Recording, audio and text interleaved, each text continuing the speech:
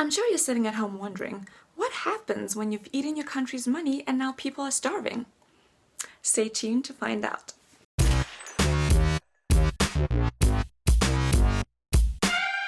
So really, what do you do when your country suffers a drought by no fault of your own and you're now in need of $1 billion? Well, naturally, you ask for aid. Then you throw yourself a lavish birthday party because screw poor people. There's no reason for you to not have fun just because people are starving.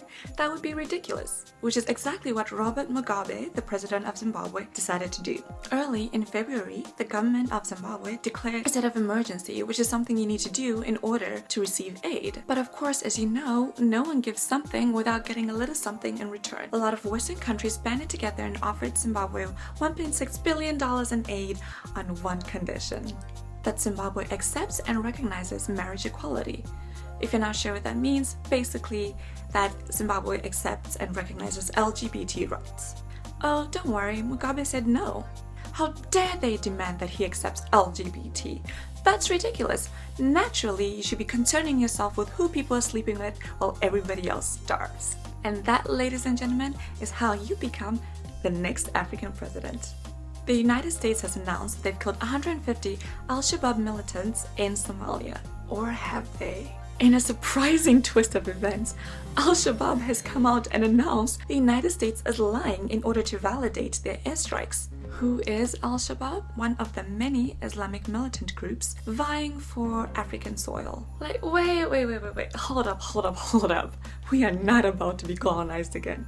During a state visit to Israel, Uhuru Kenyatta, the president of Kenya, didn't have a lot of nice things to say about his fellow countrymen, especially when his authority was called to question for failing to tackle corruption, because Kenyatta went up on a podium and announced to the whole world that Kenyans are experienced in stealing and perpetuating other crimes. And as if that wasn't enough, he decided that dissing his own country wasn't good enough. He had to diss the country he was currently visiting too, stating that although Kenya was 20 times more wonderful than Israel, all Kenyans ever did was complain. What's that saying again?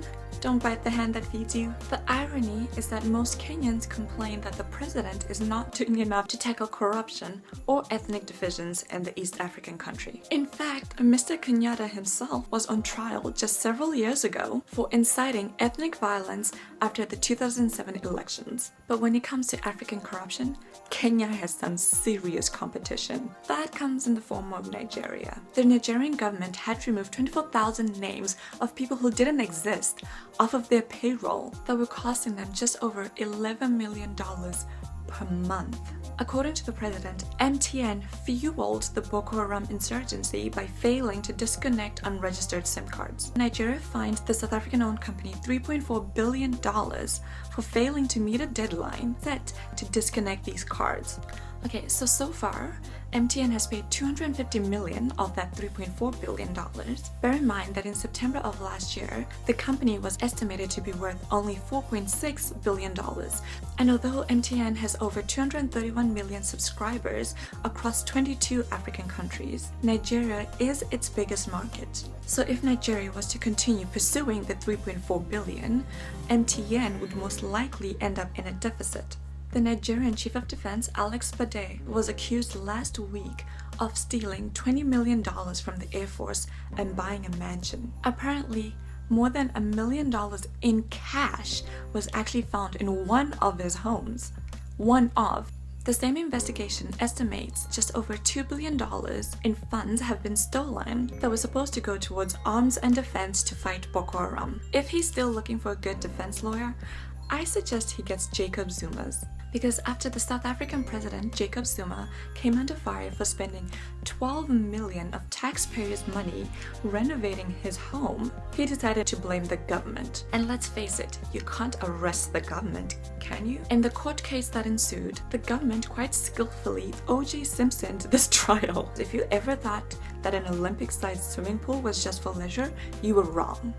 It is also a safety feature. Duh, because clearly in the age of running water, it makes more sense when your house is on fire to grab a bucket, go all the way to the pool just to get water to put that fire down. Talking about Zuma has actually made me think of one of my all-time favorite apps, Flappy Zuma. A remake of Flappy Bird, the object of the game was to tap Zuma's head through obstacles without dropping him. Unfortunately, I'm no longer able to find the game on the App Store. I really wanted to play it, but for anybody who's got an Android, please let me know. If you have found the game, it was really entertaining, so I do encourage you to kind of just have a look around and see if you can download it and play it yourself. An Egyptian student has agreed, without being given much choice, to leave the United States after he posted on Facebook he'd be willing to serve a life sentence for killing Donald Trump and the world would thank him. I am not sure that he is wrong in this particular matter, but I would warn you that if you're having similar thoughts, probably don't post them on social media. Thanks for watching, guys. Next week I'll be talking about FIFA, so be sure to subscribe so you don't miss it. And of course, make sure you check out the special link. It's a funny one today. New videos every Thursday, so hit that thumbs up, please. Comment in the comment section below, and don't forget everything I've talked about is in the description box. Bye!